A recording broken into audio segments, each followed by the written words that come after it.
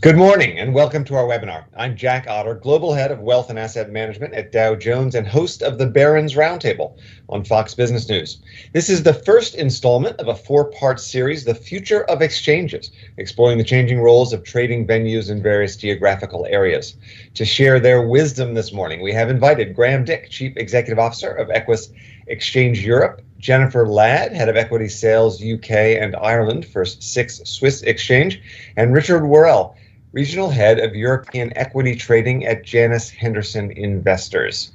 The trading changes we'll be talking about are driven by a wide range of internal and external forces. Not only are geopolitical movements forcing transformation, but the behavior, even the face of those who use it, are dramatically shifting too. Add to that a surge in digitalization and the use of technology by exchanges, trading venues, and even retail investors, and the sector looks very different from the way it did 10 years ago. Today, our esteemed panel from three different parts of the sector are going to discuss where we are now, where we're headed, and importantly, what the impact might be on all of you along the way. So let's jump right in. First, I want to do just a very broad overview, but preceded by some introductions. No need to read your CV, but if there's anything about your current role that viewers ought to know to give some context about your views. Graham, do you want to start? Yeah, hi. Well, thanks for inviting me. Great pleasure to be here amongst everybody. My name's Graham Dick. I'm CEO of Equus Exchange Europe. I guess you could call me a little bit of a veteran of market structure and market change in Europe, because I've had a number of different roles as markets have changed and evolved over the last 20 or so years. And I'm currently sitting here in Paris today because part of the recent changes we've had under MiFID has seen sort of a segmentation or a change of movement of trading activity in European shares from London, where it was based traditionally, to continental Europe post-Brexit. So I'm here really to talk about some of those changes and the evolution of market structure. Thanks, Jennifer? Yes, hi. Thank you as well for inviting me to join you guys today. Really exciting conversation. Well, I'm actually American. I've been in the UK for nearly 12 years now, and MiFID 1 brought me over. MiFID 2's kept me here, and FinFrag now with the Swiss regulation, keeping me interested in our team. So really excited to talk about where this is headed. Thank you. Richard? Yeah, hi, morning everyone. Yeah, thanks for having me as well. I'm head of EMEA equity trading at Janus Henderson Investors. I also chair the Investment Association's buy-side trading committee, and I'm a board member on the Plato Partnership. And I guess my real reason for coming on here is to think about regulation and collaboration, competition and innovation. And I think those are the angles I come at all of these things for. I like to come on and kind of stir the pot a little bit on regulation, but my real job is keeping the costs for our clients low. So I'm here to save clients money. That's the job of the trading desk, to preserve and hopefully add alpha, and that's really where I come at this from. Oh, super. We'll be getting into a lot of that in just a bit, and we also will be taking questions from the audience. But first, I want to set the stage here. Maybe I'll ask Richard to do so. Just can you give us a sense, where are we? Amsterdam just surpassed London in trading volume. What's the state of play for exchanges and trading venues across Europe? Yeah, I think volumes are the great starting point, because you're absolutely right. There's been a lot of talk about London versus Amsterdam, and I think it was straight away. It was January the 4th. We heard the stories that 6 billion euros had kind of moved from London to Amsterdam in terms of trading volumes, and then there were stories that Amsterdam had usurped London. So those are the kind of headlines. I would argue that is scary, but actually under the hood, potentially it's not quite as scary. So from a trading perspective, our access to liquidity has been maintained. Our trading costs have remained the same year on year. So actually on the surface, things look fine.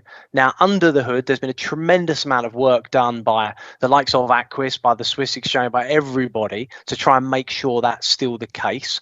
But I think it's an interesting dynamic, because have we had sort of workarounds, and has anything really changed? At the moment, as I say, on the surface, maybe not. People have set up a European office, but have they really moved personnel? Is it just repapering? And I think that's the next stage of probably where we're going to get to. But for now, I'm okay. Trading costs are okay. Access to liquidity is fine. So don't believe the headlines yet, I would say.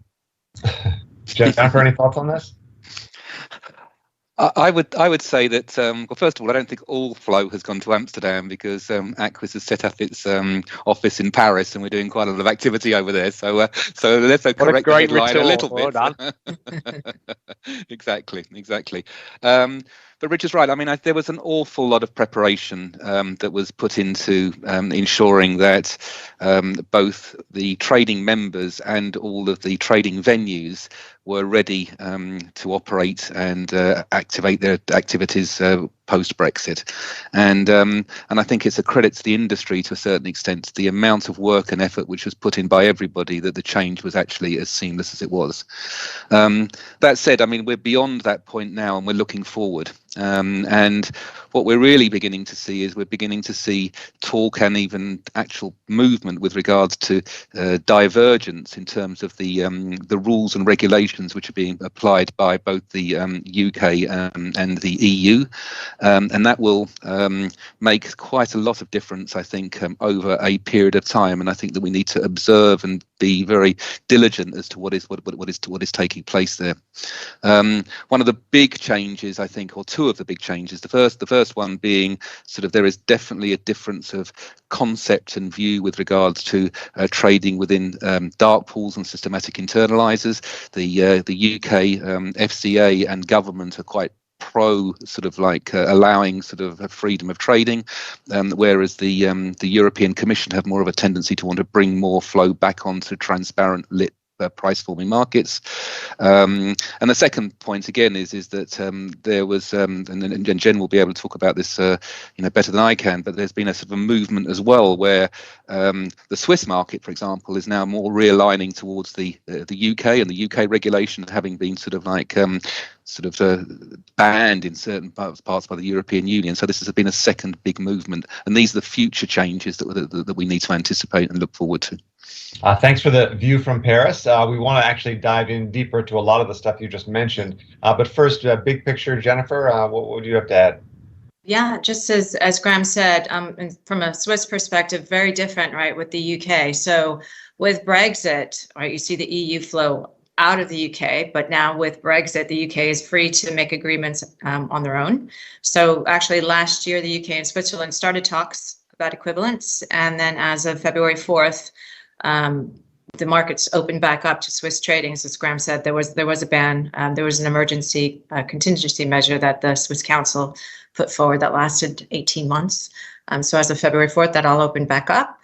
And we've seen, we just had actually a research paper come out, and Rosenblatt actually had a paper come out last week that talked about some of the effects post UK Swiss equivalents. So we've seen the volumes come back to the UK and continue to come back. And we think that they're reaching a good level now. We have seen some of the positive effects from non-equivalent stick. So we still have the tightest spreads. We still have quite a depth at the touch. And we have the order to trade ratio, which is a measure of efficiency in the market. So when it was a consolidated market, it was quite quiet, which makes total sense. No fragmentation. There weren't orders updating, prices updating across multiple venues. So now with fragmentation back, that number has come up, but we still see the Swiss market having the lowest order to trade ratio, which is a good sign. And then, of course, when you mix the MTFs in the mix, their numbers are a bit higher. But we attribute that to mostly from our analysis, our single venue clients.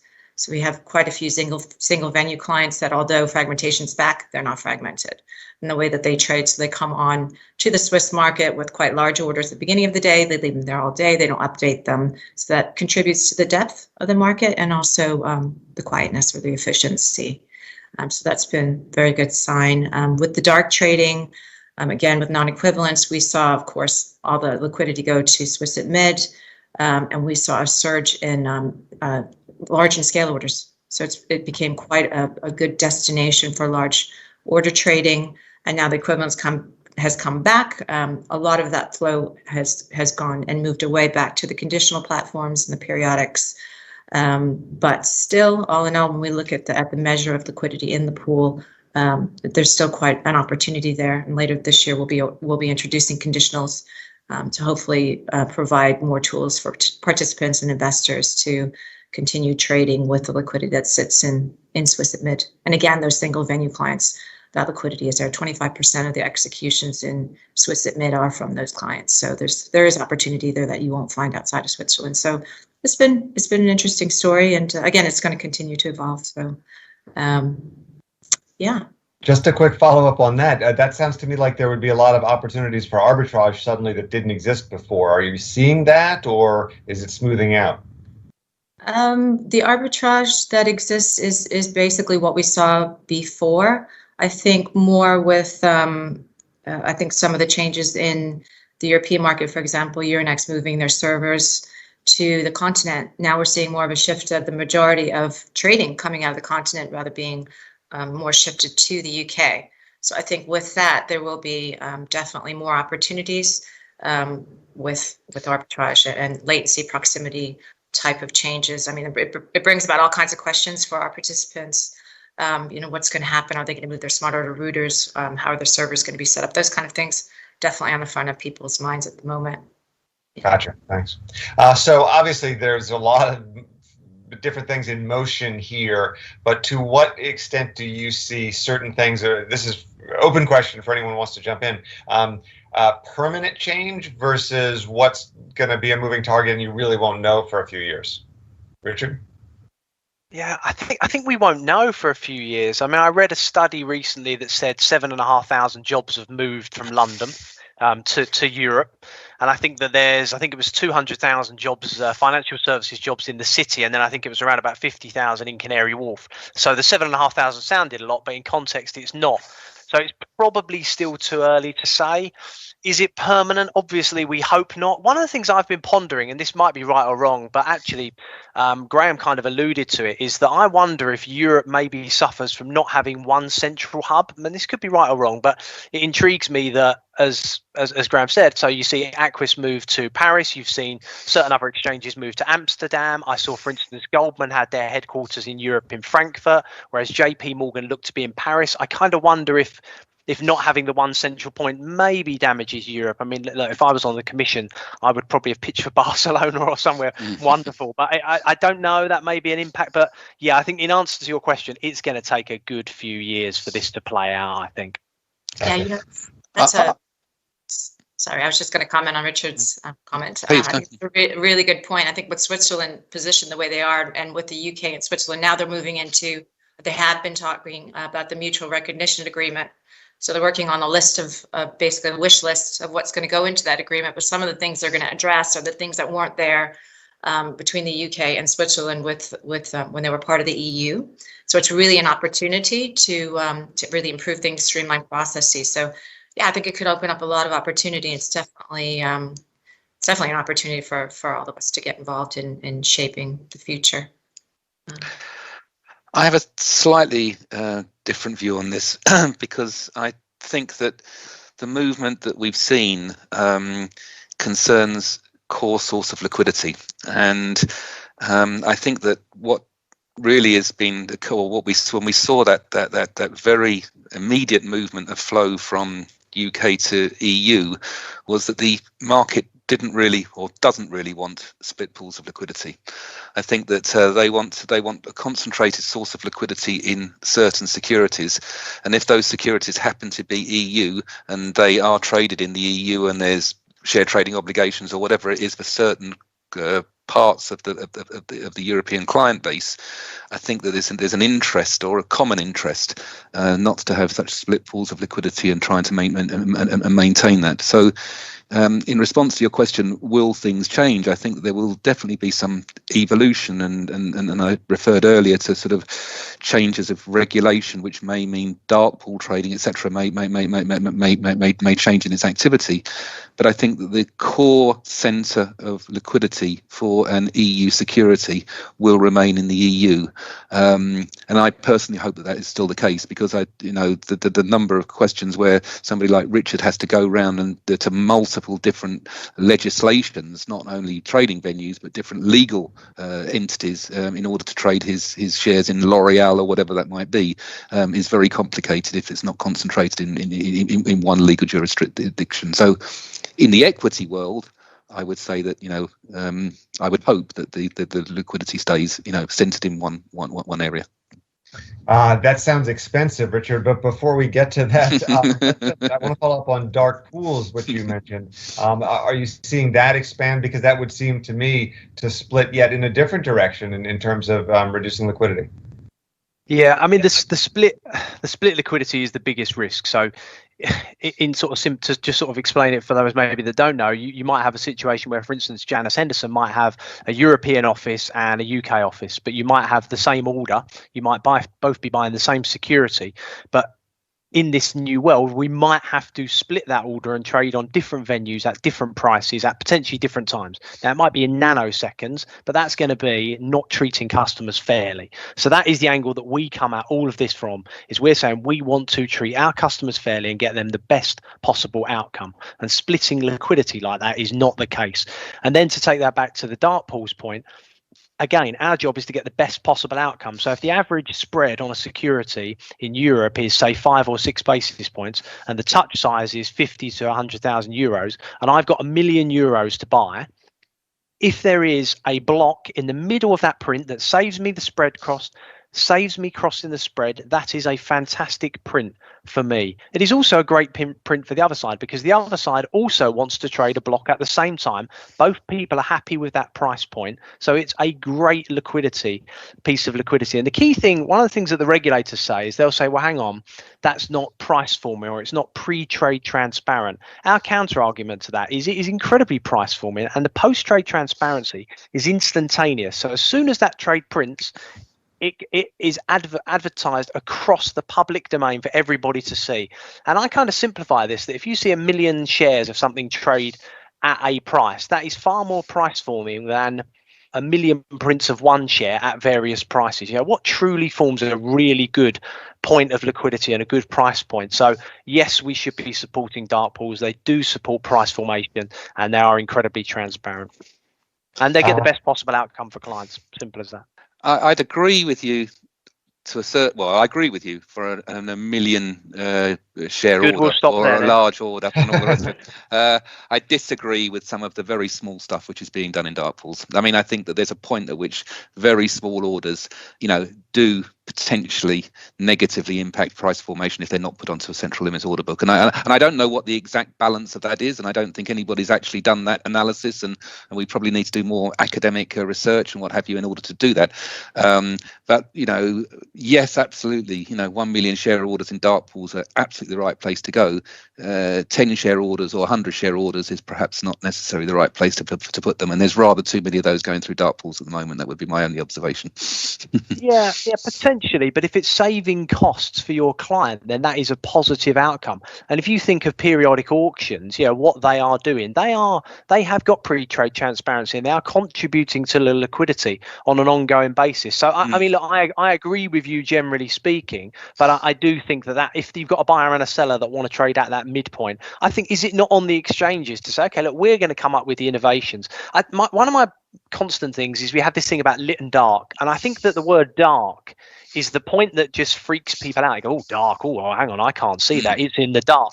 Potentially we should look at rewording and re kind of building branding. that mechanism. We need a marketing expert. Yeah, I think rebuilding is a better way of doing it. So yeah, displayed in Switzerland. Please, Jennifer, because otherwise I'll get on my soapbox.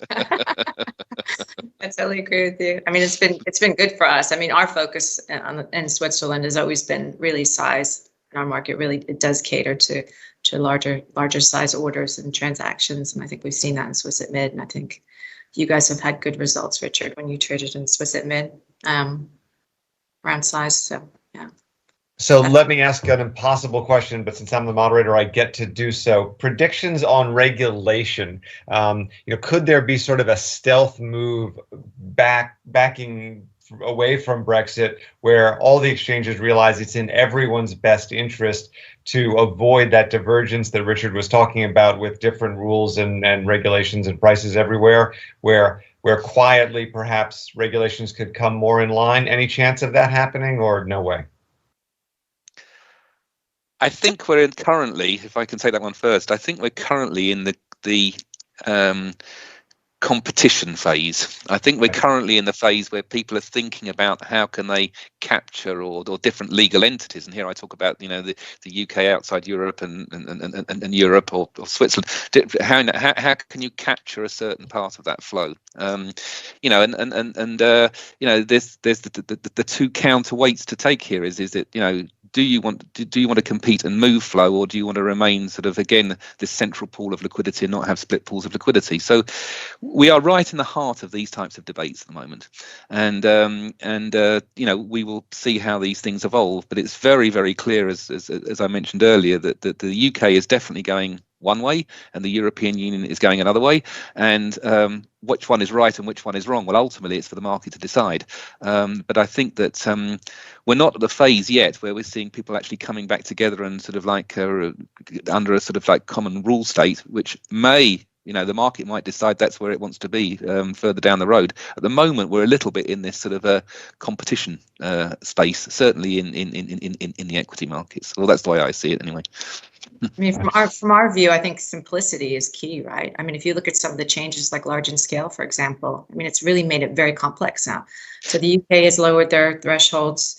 ESMA has their guidelines, which we in Switzerland follow. However, we use different volumes. So we've actually essentially got 3 different LIS values for clients and investors to look at, which can be really confusing and again, complex. To simplify it would be nice, I think, that way. Yeah, I'd agree. The competition is where we're at the moment. So it feels like we're probably going to diverge quite significantly. To try and be positive about it, a lot of the questions and consultations that we're seeing from the regulators are asking similar questions. So they're definitely on similar things. It's just what paths they go on. I would agree that if we can get to common ground, and we sort of have to force that, and that's kind of why I do these type of calls, to try and say, look, guys, we all need to sit down. We need to really think about things and try and serve our clients in the best way, because at the moment, diverging rules, split liquidity, it's just not a great outcome for anybody. So yeah, we need to work together. And ultimately, we mustn't forget the man in the street. We mustn't forget the retail customer, whether that retail customer is in Europe, whether it's in Switzerland or is in UK. This is even for professionals in the market, this is becoming very complicated. It's impossible for the man in the street, and ultimately, it's he or her that we serve. One thing that's making it easier for that man on the street is technology. So let's talk a little bit about what the digital future looks like. Any thoughts on if we can all work remotely, does it really make any difference where a trading exchange is, what venues are? Graham, I think you mentioned to me that a data center was moving to Italy, so that's an effect. But I don't know, once you go from data centers to the cloud, maybe it makes no difference.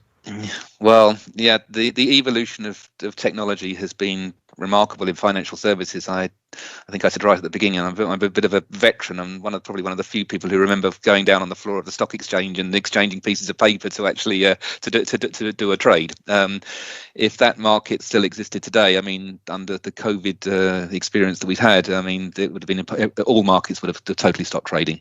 So technology has been an enabler, not only an enabler in terms of us sitting here on calls from our living rooms or whatever it might be, but more importantly, an enabler in the way that trades match, the way that they're routed, the way that standards are applied, and the way that we can globally continue to trade, effectively without any barriers. So that has been, an extremely positive thing. I think is the evolution of technology has enabled us to keep capital markets functioning correctly.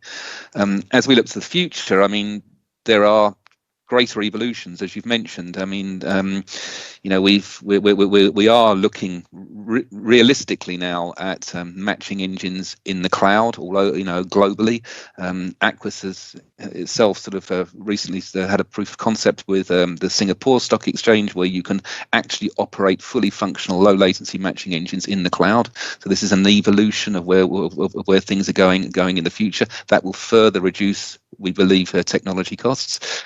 We will inevitably learn some lessons from the crypto markets and the blockchain settlement and these types of things, where, again, to improve efficiency, I can envisage in the future, quite short-term future, things being settled over digital ledger and what have you, which again will further improve efficiency. But then again, the final point, I guess, that some of these things do lead to security problems, whether it be cyber security problems or whether it be outage problems or whatever it might be, and those types of things that we have to be very diligent, and we have to be ensured that we have backups and solutions and good security policies in place. No trading venue can ever say that they are 100% certain that their trading venue will not go down. No trading venue can say that they will never have a cyber security attack. And there is quite a lot of work going on in the background to ensure that we have proper support and proper backup on these things, and the fact that other trading venues can step in more efficiently when primary markets are down. I know that's something that Richard has been working on, and Jen too. So so that's the really comments I have on the technology side anyway. How well prepared is the sector in terms of cyber? Anyone? DORA, I guess, is a step in that direction, but I'm sure there's a lot more to do. Any thoughts, Richard? Okay. Well, on the DORA one, perhaps I'll just jump in on that, because that's sorry, sir, Richard, but that's something which again we've been looking at quite closely. I mean, there is this is very much a European Commission initiative with regards to digital resilience and cloud providers and stuff like that. So I agree that it's a step in the right direction. I agree that it's much bigger than just the sort of the financial services. I mean, it's everything around central banking and what have you. But yes, it's something which needed to be analysed, and there's been an awful lot of work and consultation being done on DORA of the European Commission, and I think that the legislation, which looks like it's about to be published, is certainly going in the right direction. Yeah, and I think yeah, go on. Sorry, again, Jennifer. Sorry, I was just going to say, just touching on the digital space, and I think one of the things that we've heard from market participants in general is the need for really a regulated digital market. And I think as exchanges, we're at the forefront of having the opportunity to do that. At SIX, we are actually in the process of getting regulatory approval for the digital exchange, which is quite exciting. It's really a global initiative, and it's, again, as Graham said, really looking at the efficiencies of how can we make the front to back transaction process more efficient, and that's exactly what we're looking at. So we're leveraging our existing trading technology, building in blockchain and DLT for more of the post-trade instant settlement, which is quite exciting, and we've gotten lots of really good feedback from different market participants. But again, it's all about being regulated. That is key, and then catering to the institutional clients more so than a lot of the retail activity that you see out there. So it's quite exciting.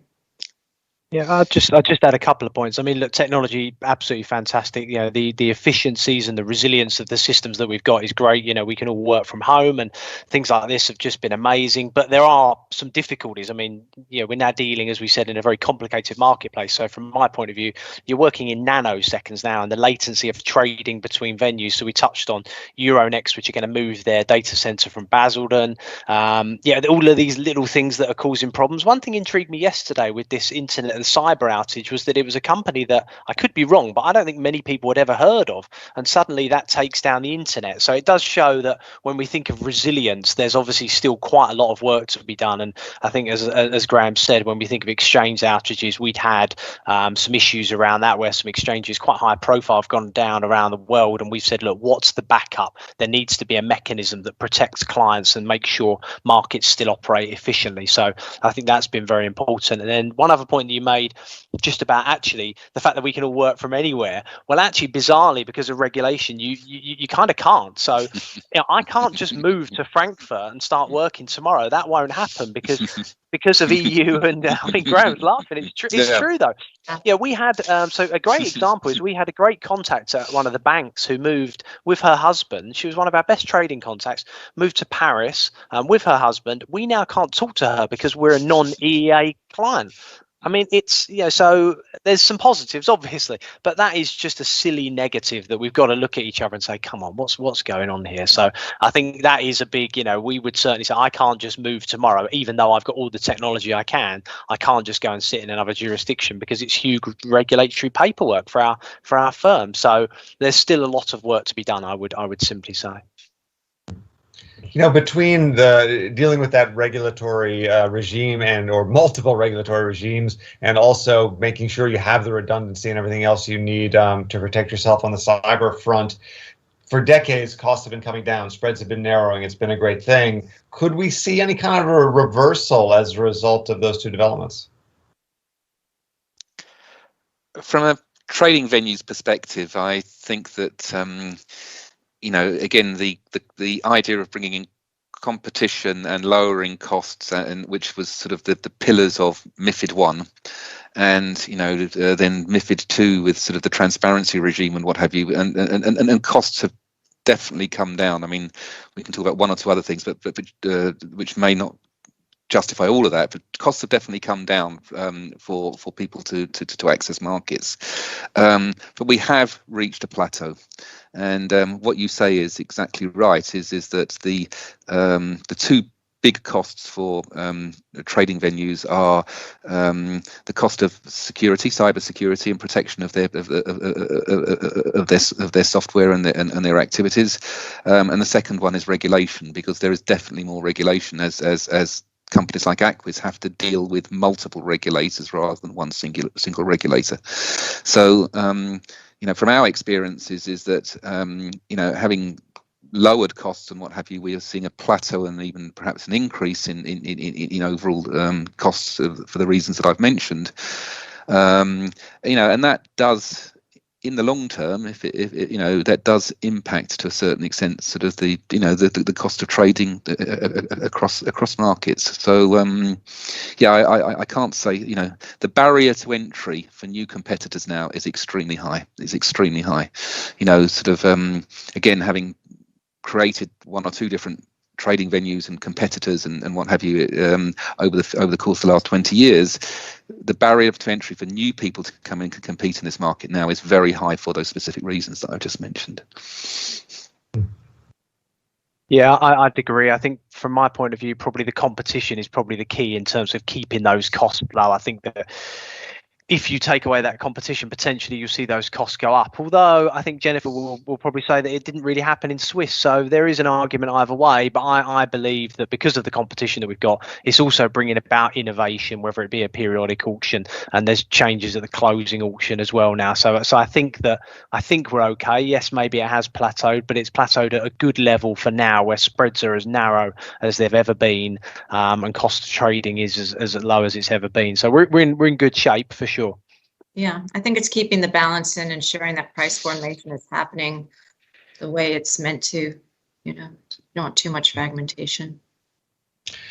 Speaking of price formation the way it's meant to, I think all of us have probably been shocked at a few changes in the way the retail market is dealing with all this. The meme stocks would be the headline here. It's just been crazy. I saw a crazy statistic about 63% of all new trades executed by UK traders on Capital.com had been in financial derivatives, all linked to shares of AMC Entertainment. This was a movie theater chain in the US, which, as you can imagine, didn't have a whole lot of action for about 12 months during COVID. A lot more action in the markets than it did in the theaters. So that's the silly example, of course. The bringing the retail trader back in is probably is good in many ways. But any thoughts on that and where that's headed? Who wants to start? Jennifer? Yeah, I think I probably have a weird view, but I think it's actually quite exciting. I think it represents a new investor class. It's a younger segment of the population that's really interested in getting involved. You can look at it as a way for them to get, a savings program for themselves started. I think the challenge is really educating them. I mean, do they know what they're getting into? They have all these platforms that are easy to access and they look cheap, right? There are no commission paid, but they don't really understand the dynamics behind it.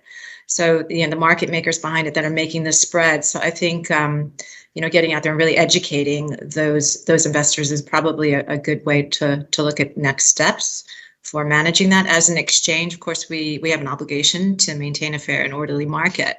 And we've got the tools and the mechanisms in place to do that. So I think we're doing our job there, but I think there probably is a bit more we can do as far as educating these youngsters. Hey, if you can ride a stock from 5 to 53, who cares about spreads, right? It's a good point. I would agree that it's a good thing, actually. I think one of the things that's quite intrigued me is I've read a lot of things, and there has been a lot of negativity in our industry and cynicism, and there's a lot of it's been, what do we do about this? How do we? And I kind of think, well, what do you think you should be doing anything about it? Because it is quite a positive thing from a free market. It's democratizing finance. There's quite a lot of good things that are going on. And as you say, if it's working, but there's definitely a couple of interesting points. So I guess 2 points really, particularly US. So the first one particularly is US. So payment for order flow, which is a very US centric model, whereby it's actually, in some ways, it's a good thing because you go online, you ask for your price, a market maker gives you price improvement versus the theoretical market. So it's a good outcome, but there's a lot of potential negatives around it of, well, are you missing liquidity in the market, and are you helping that pre-trade transparency and price formation? Because a lot of that doesn't actually go on to the market. It just sits at a market maker, and there's been some incredible statistics about these market makers having 25 to 50% of the liquidity in US markets overall at times. It's extraordinary. And then the second thing is probably calls, so leverage and an option volume. So one of the amazing things I read was around AMC, so in recent weeks AMC and GameStop have been the two.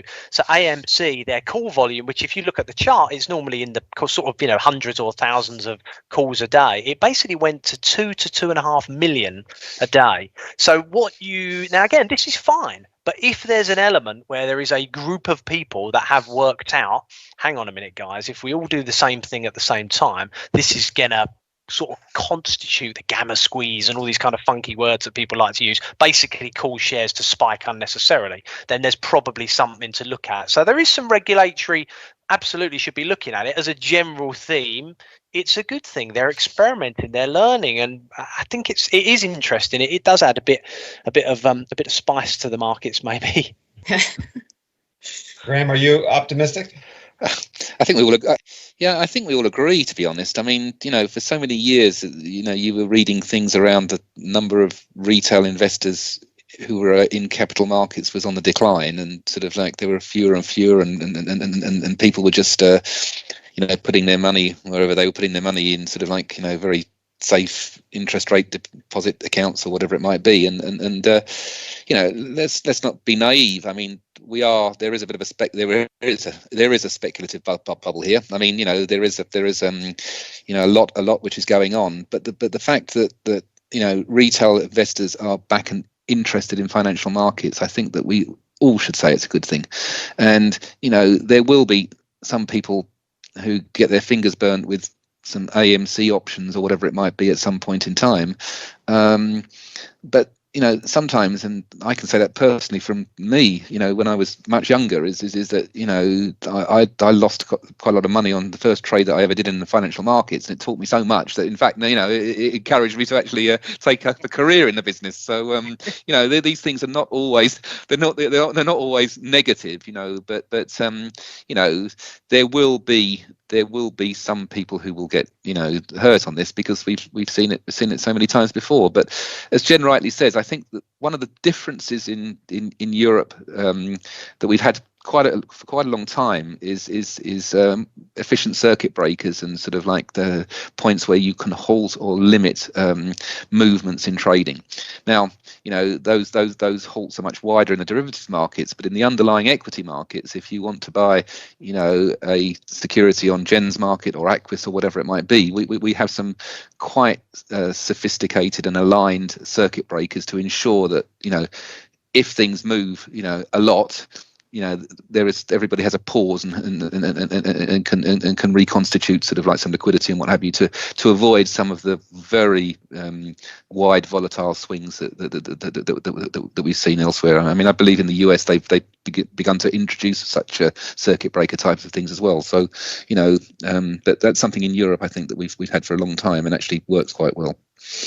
I think just one other quick thing I just thought of was, obviously there's a lot of focus on ESG and things at the moment, quite rightly so. One of the things that quite intrigued me, and this is a US only app, so I don't know it too well, but it's called Stash, and what it is it coins itself as invest as you shop. So basically you would go into Starbucks in the morning and you would buy your Starbucks coffee and you would get Starbucks stock. Now, obviously, it's not a 1-for-1, but again, this is where the democratization has worked because there's fractional share ownership now. But what I thought was quite interesting about that, if you take it to the next level, it's going to increase brand awareness. When you go to a shop, you're going to go, what does this company do? Do I like this company? What is it doing for me? What is it doing for the environment? I think it's going to be a really positive thing, and I don't know if that particular app will succeed, but the concept struck me as extremely positive generally for that brand awareness and just real understanding of exactly what you are buying and then investing in. Yeah, I think that ESG movement is really interesting in the way people start to think about, are my values aligned with the way I'm investing? And there are other similar, there's something called Acorns, which is a little different, invests in ETFs, but they're ESG focused. And so it's very interesting. I do want to remind the audience to please ask some questions of these guys. They would love to take your Q&As. You can enter it in the box on your screen, and I'll toss it out there. But Graham, you made a reference, I think, there to the rise of private markets, and I want to ask about that. In the U.S., for instance, the Wilshire 5000 index no longer has 5,000 stocks in it. I think it's 3,700 or something. And a lot of that is because, especially these tech companies, until a recent spate of IPOs, we're finding, wow, we can stay private, avoid a lot of the hassles. There's plenty of VC and private equity money flowing our way. Well, why go public? Of course, once the IPO spigot starts to really flow, there's incentives to go public. But what are your thoughts on that? Well, you talked about sort of the changes for Europe, sort of going forward, and to be frank, this is one of the biggest changes that we're actually beginning to see. You're absolutely right. I mean, there has been a phenomenon for a long period of time, because of the available low cost of financing and what have you, that private equity and venture capital companies, etc., have been, majority financing small and medium-sized companies in Europe, and that works in certain instances, but it's not always the ideal, and I don't think it's great for the long-term capital markets, if you like, in the all different types of companies, from the very smallest to the largest to the very big IPOs that we've been seeing, should have the right to access to finance and capital markets. And Aquis has a listings business in the UK at the moment, only in the UK for the moment, but we have this listings business, and again, there was undoubtedly a pent-up demand of people wanting to list sort of during the COVID period, which they couldn't. There's undoubtedly been, we've got very high markets at the moment, so there is the desire to raise capital with high variations. But we have never seen such a movement of IPOs or small and medium-sized companies than what we're experiencing at the moment. So I agree that it was being talked about as a fundamental problem, that not enough of these small and medium-sized companies were coming into European stock exchanges, I could certainly say from an Aquis perspective that dial has moved quite significantly over the course of the last 6 months, and where we might have been having, one or two sort of inquiries or listings a month, those numbers are being multiplied by 10, 15, 20. So that's quite that's pretty encouraging. So I do see that as a positive again, to see that and all of this again has been helped and supported by regulation and changes of regulation, which people don't talk about quite so often as we do about some of the trading changes around dark pools and other things. I mean, the European Growth Prospectus, for example, is a way of companies coming to market much more efficiently and much cheaper than was done in the past. The UK are making active efforts to encourage new listings and what have you in a post-Brexit world. So all of these things, I think, are becoming positives for companies looking to actually list on markets, to find liquidity on trading markets, to raise capital and to grow. And that's the fundamental underlying business that stock exchanges are here to do, and that's I think that's important. I think you have to look. I think you have to look at this regionally as well. So the U.S. market is very different from Europe and then Asia. So although we have seen IPOs decrease, if you look at Asia, it's not necessarily the case. And I kind of feel like I don't know. It seems like there are more companies actually wanting to raise capital nowadays. So it seems like everybody wants to raise capital. And at the end of the day, it really depends on the investor and their objectives, right? So there are investors like in the States, for example, someone like Amazon might go in and fund a new company. And, they've got longer time horizons, so they'll let it sit there and they won't necessarily seek an IPO. However, there might be another investor who's really looking for that IPO to cash out. And then, you're looking at IPOs are not just one-time events, right? So it's basically liquid capital. So that company can continue to raise capital on the exchange, not just a one-time thing as in the private markets. So I don't know. I kind of think it's a company maturity thing. It's the different stages of a company. I think the private markets are great for entry to raise capital, get companies off and running, and then eventually work towards an IPO where they become more mature, and brand recognition becomes more important. Richard, I mean, I don't know if you guys, what your mandates are, who you can invest in. It's I mean, there are lots of differences between the two, and definitely benefits still doing an IPO. Yeah, I agree. I think it has been a bit tough, but we are actually, I think, as Graham said, in reasonably good shape, because I think we've had in this region alone, we've had almost 100 now this year. Obviously, you wouldn't compare versus last year, but we only had 19 in the whole year in 2019. So arguably, we're in better shape. That doesn't mean we're there, but I think probably crucially, the regulators are onto it. There's been a lot of talk from the UK and from the European Commission around what do we do to get companies listing. So they're aware of it. They're trying to look at rules. Some of it, I think, is a bit self-fulfilling. So potentially, we had a couple of years ago Aston Martin, which didn't go so well, and actually this year we've had some like Dr. Martens, Moonpig, the Hut Group, which have gone exceptionally well. So and luckily we've been invested in those. But I think if you get a bit more of those, that will help as well. But it is hard. Look, we've all read these stories about private equity dry powder being at record levels, and let's be honest, if you are a company and you can probably stay private and not have to report quarterly earnings every 3 months and not have to go on roadshows, not have to justify why your margin went up or down 50 bips each quarter, there's probably an element that you can, well, hang on. But I think I agree, well, I definitely agree that capital markets and IPOs and secondaries, that is the right place to go, and you can raise capital efficiently, and it's definitely getting better anyway, I would say. You guys are very optimistic. It's great. I mean, the sun is starting to rise here in the U.S. and everything. Trying to help your call, Jack. You don't want a lot of bearish people, do you?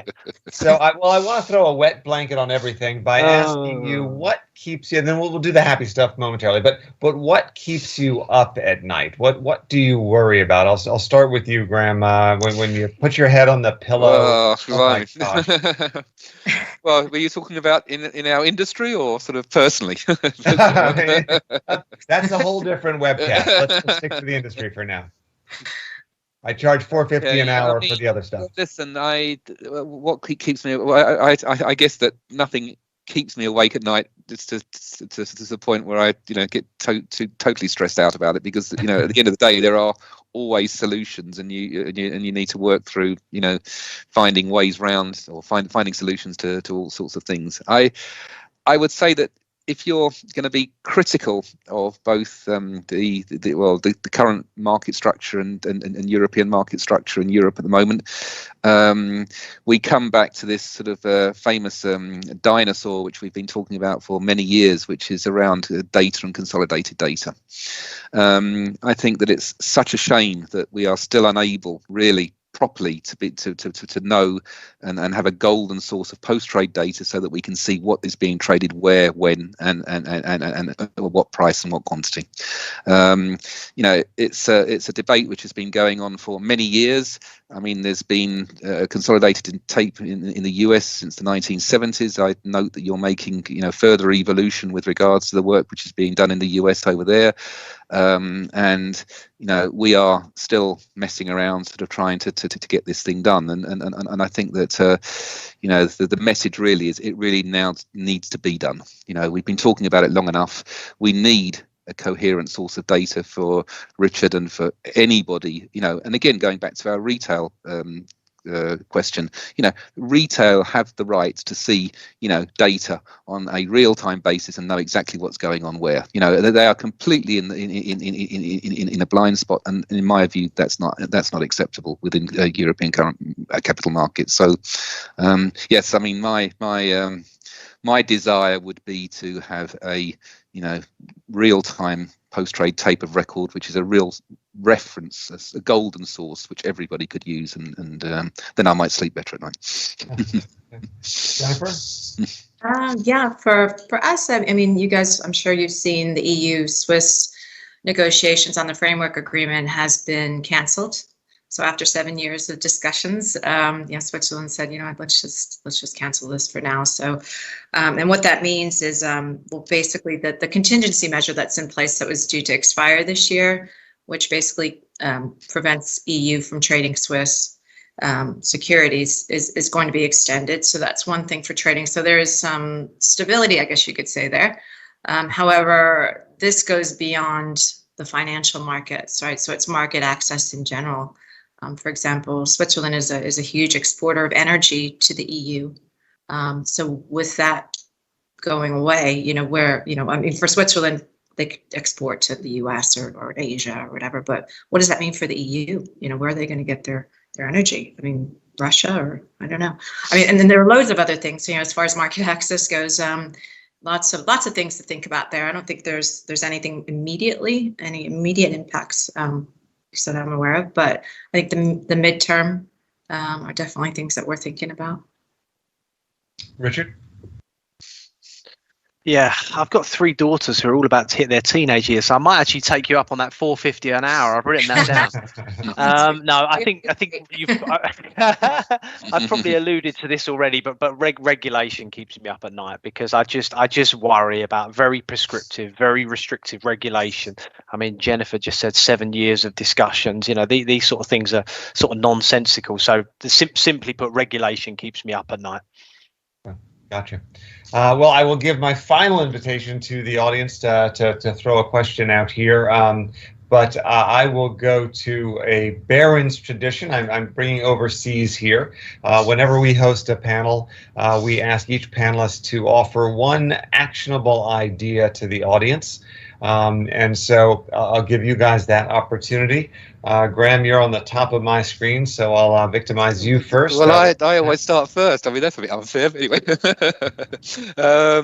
Actionable idea. Well, I mean, if you're an environmentalist like my marketing lady, she said to me, plant a tree and turn your heating down 1 degree and we'll all be much better. So all right. That's good advice. Scale that and you'd have a real impact. So I like exactly. Yeah. Jennifer?